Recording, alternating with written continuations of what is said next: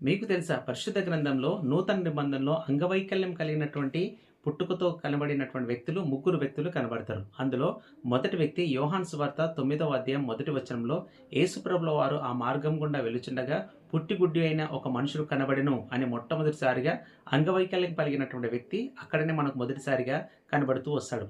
రెండవ వ్యక్తి అపోస్తుల కార్యం 3వ అధ్యాయం మొదటి వచనంలో పేతురు యోహాను ప్రార్థన చేయడానికి వెళ్తున్నటువంటి సన్నివేశంలో పుట్టి కుంటివాడైన ఒక మనుషుడు అనేటటువంటి మాట అపోస్తుల కార్యం 3వ అధ్యాయం మొదటి వచనంలో కనబడుతుంది. ఆ తర్వాత మూడో వ్యక్తి చివరి వ్యక్తి అదే అపోస్తుల కార్యం 14వ అధ్యాయం 8వ వచనంలో పుట్టు కుంటివాడైన ఒక మనుషుడు అనే మాట కనబడుతూ వస్తుంది.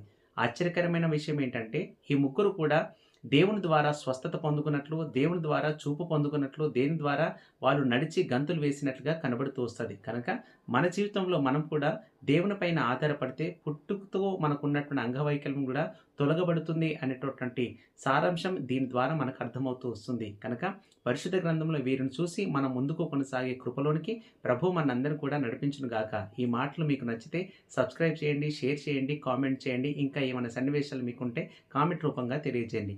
ఈ మాటలు మీ వినికిడిలో ప్రభు దీవించి ఆశీర్వదించును గాక. ఆమేన్.